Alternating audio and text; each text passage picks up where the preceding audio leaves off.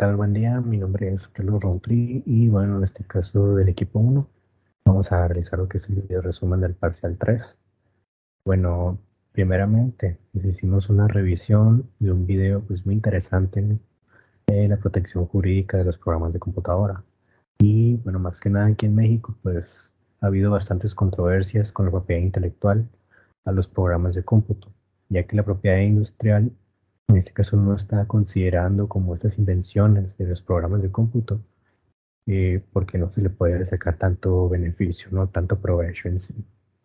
Y bueno, hay dos artículos de la Ley Federal de Derecho de Autor, que son el 101 y el 104, ¿no? Estos se aprobaron en el año de 1996, en el cual pues mencionan toda la protección y regulación de los programas de cómputo y las bases de datos, ¿no?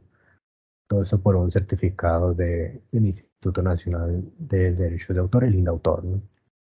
También en este video menciona que el primero antecedente de la protección de estos programas de cómputo empezó en los 80, ¿no? En el año 1984, y se publicó un acuerdo que se llama Acuerdo 114, que es de la SEP, de la Secretaría de Educación Pública, el cual pues fue, digamos, un primer intento por abordar o reconocer la protección de programas por parte de derechos de autor, ¿no?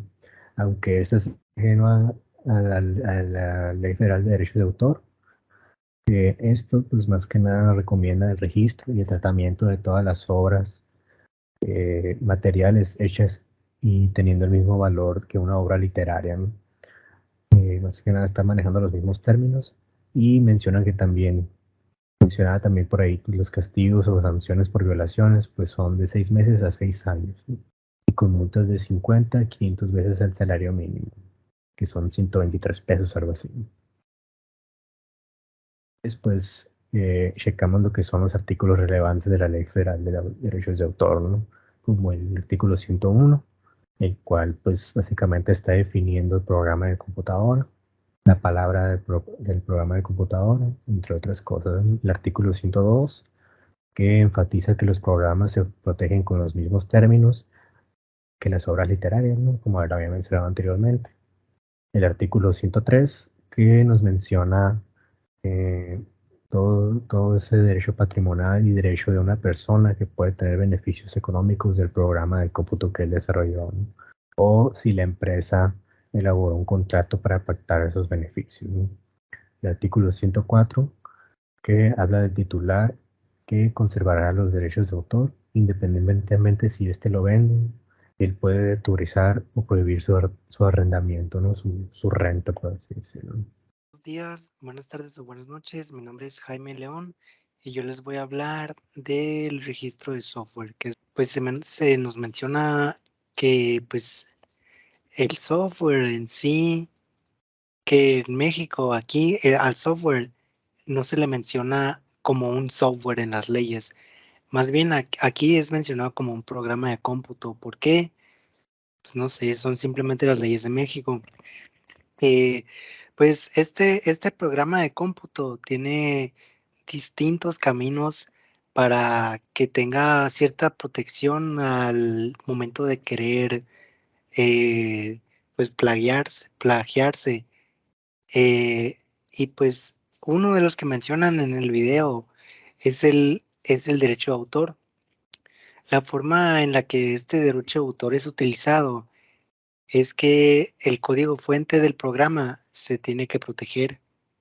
Una de las desventajas que tiene esto es que, pues en sí estás protegiendo el código fuente, más sin embargo, cualquier persona puede tomar este código fuente, modificarlo y sacar a la luz una versión distinta de tu programa sin problema alguno de las leyes.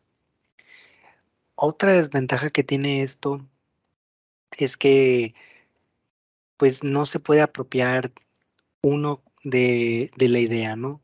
Esto puede ser un monopolio y en México está prohibido. Una de las ventajas, pues, que tiene esto es que, pues, como dije antes, pues, las personas pueden sacar distintas versiones del software. Pueden sacar, pues, ya sea, por ejemplo, Uber. Uber tiene pues otra versión, por así llamarlo, que es Didi, que es Cabify, que es Witaxi, entre otros. También se menciona que es importante tener una página web, ya que esta es la carta de presentación al cliente. También puedes alojar un demo de tu programa o el software que estás patrocinando. El sitio web puede ser protegido por medio de derechos de autor de la imagen, ya sea pues tu compañía, la página web, entre otros. Por lo general, una página web hasta abajo tiene pues que todos los derechos están reservados. A eso se refiere la protección de derechos de autores por el registro de obras audiovisuales.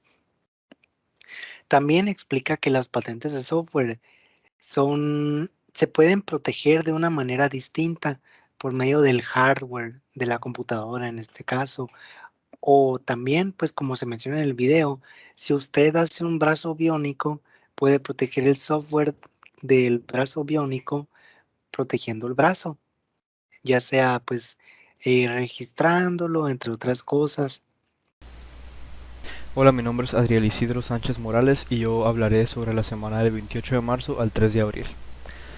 En la semana del 28 de marzo al 3 de abril, el equipo 6 presentó a la clase los temas. El día lunes 28 de marzo comenzamos con la presentación titulada Licencias de software, protección del uso y de la distribución. Primero se definió lo que es una licencia de software. Esta otorga derechos para utilizar un programa de computadora. Tiene restricciones y términos para su uso y distribución. Por ejemplo, la licencia aplica para una sola persona. Puede aplicar según el territorio, por periodo de tiempo, o todas, o ninguna, etc.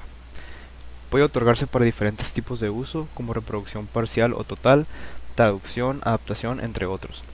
También pueden variar los permisos de distribución. Algo muy importante que se habló es el tema del copyright. Este es un monopolio limitado en la obra o trabajo. Dice que no se puede republicar, ejecutar o modificar sin el permiso del autor.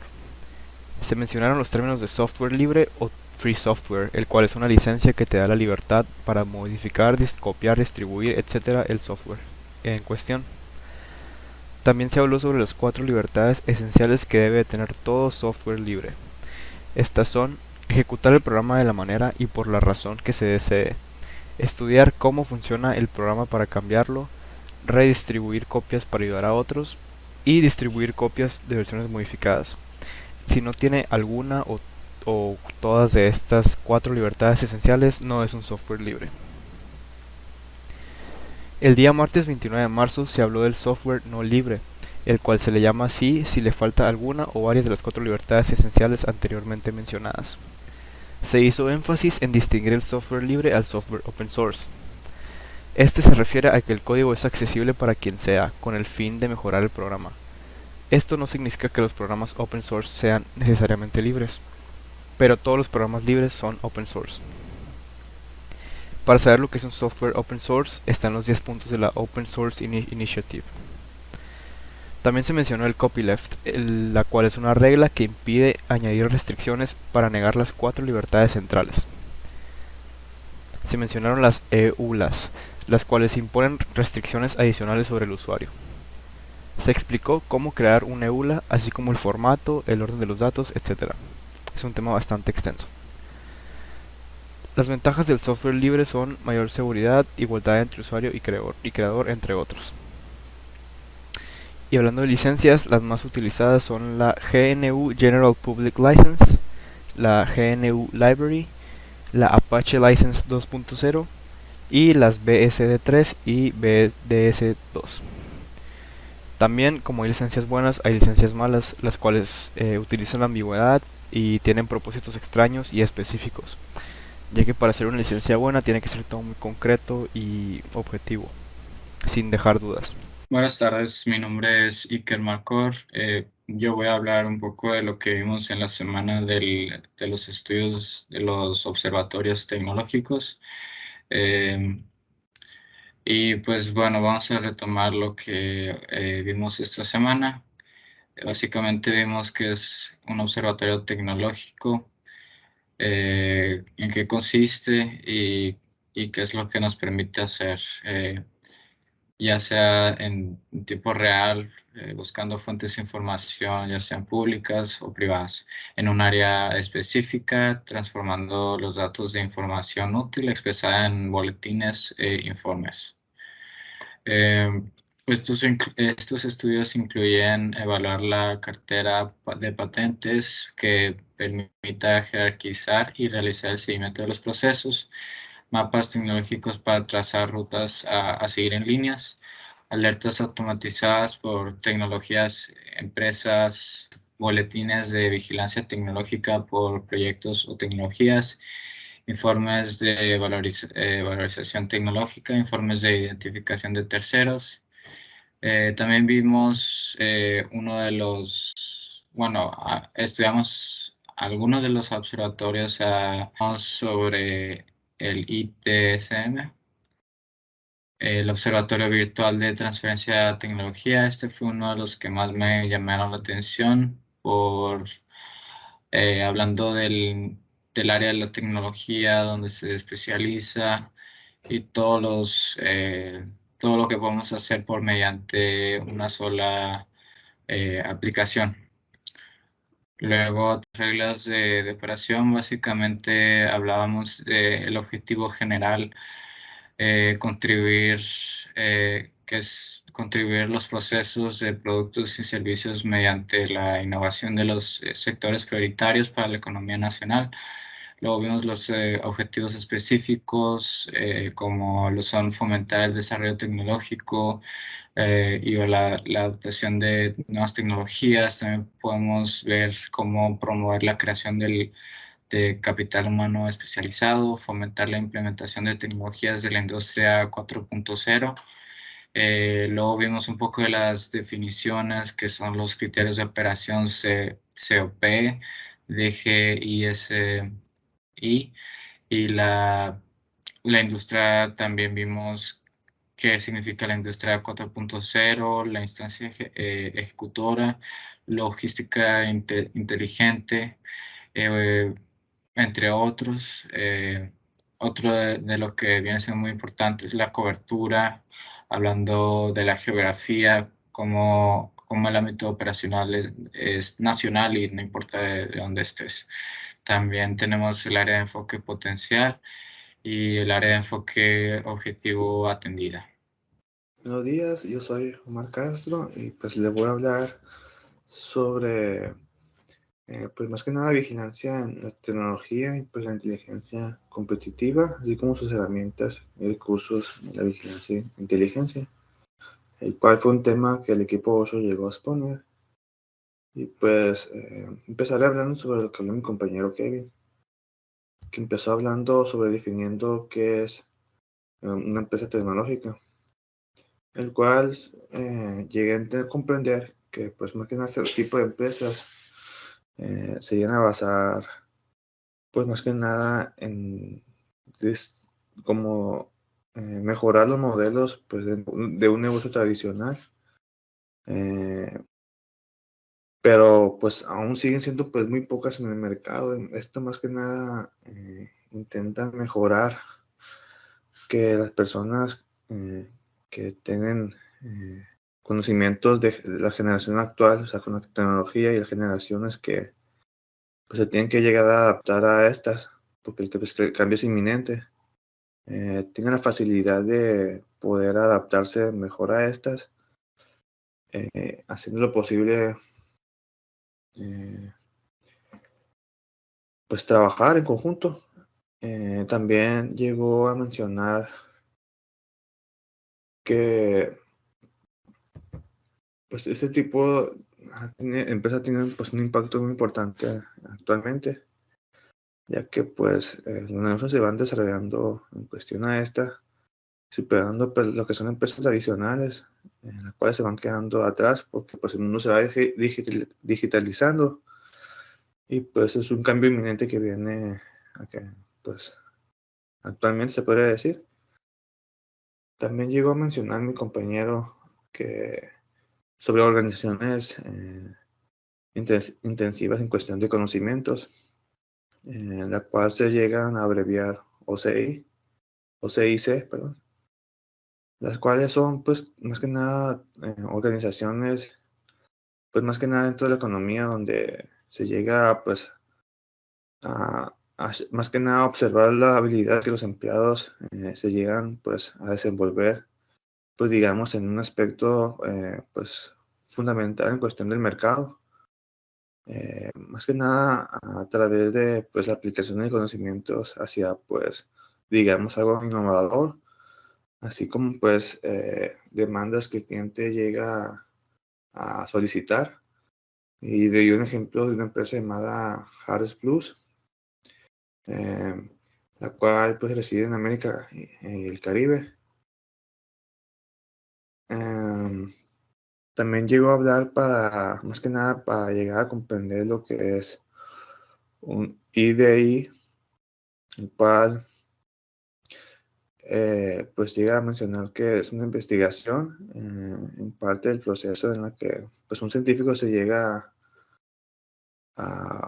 o perdón, un investigador igualmente se llega a inventar algo en la que trata más que nada de indicar pues en lo que es su origen y pues descubriendo conocimientos a través de esta y llega a comprenderla mucho mejor.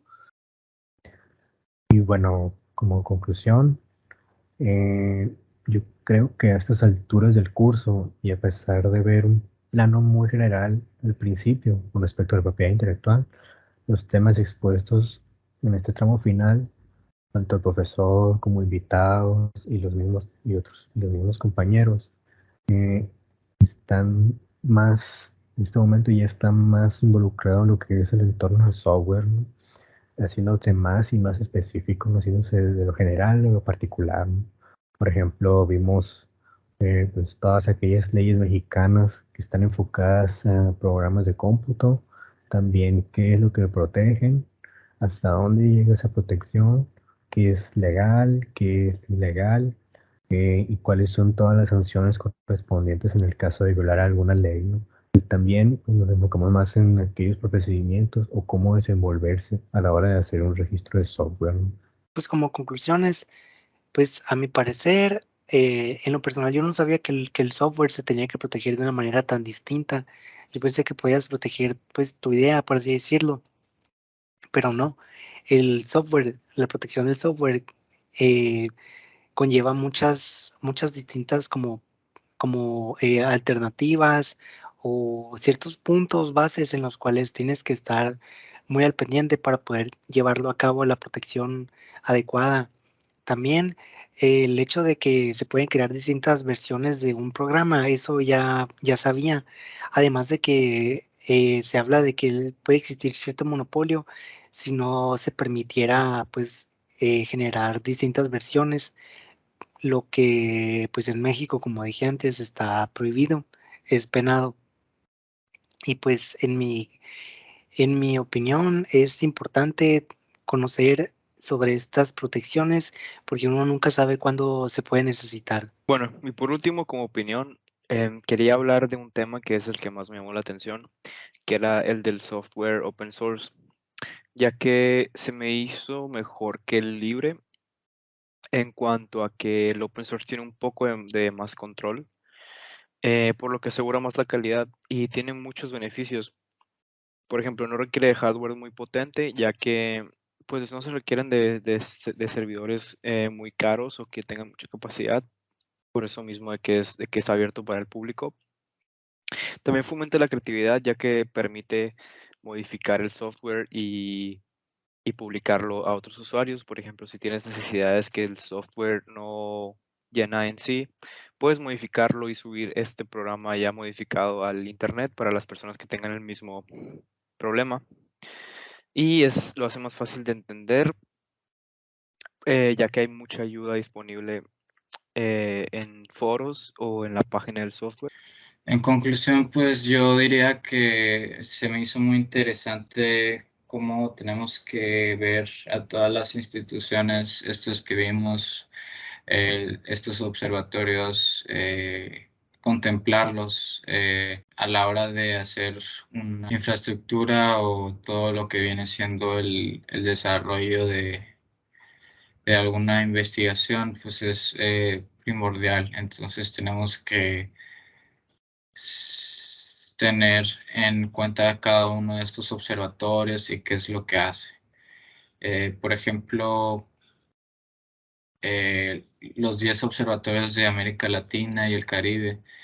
Esto es muy importante porque cada uno de estos observatorios pues tiene sus propias características y no todos cumplen con las mismas características, por eso hay que tenerlos en cuenta y qué es lo que más nos convendría en nuestro caso. Bueno, lo que llegué a comprender mejor de las posiciones de mi compañero del equipo 8, ahora pues digamos lo que mejor me cayó de esto es que llegan a hablar sobre cómo cuestión de gustos, llegan a hablar mejor sobre cómo las empresas tecnológicas, pues, a pesar de que son muy pocas actualmente, son un cambio que van para aquel rumbo, digamos. Y pues las empresas tradicionales y la gente que está acostumbrada a cosas del pasado se tienen que adaptar y las empresas buscan eso, que personas de la generación, digamos, actual y de las generaciones pasadas llegan a trabajar en conjunto y, digamos, eso es, pues, adaptarse de mejor manera y no dejarlos atrás, digamos. Más que nada generaciones que la tecnología le llegó, digamos, de sorpresa y pues no les quedó otro cambio y tienen mucho estrés porque no entienden la tecnología, algo que no estaban o no se adaptaban de, pues, digamos, de jóvenes. Y pues la generación actual tiene mucha facilidad en cuestión de eso. Y tratan de, pues, digamos, trabajar en conjunto todo eso, algo que viene inminentemente. Y se me hace bien porque pues tampoco hay que desechar a la gente que no tiene la culpa de eso. Y pues sería todo por mi parte y pues comprendí todo el equipo 8. Soy Marc Castro y pues hasta luego.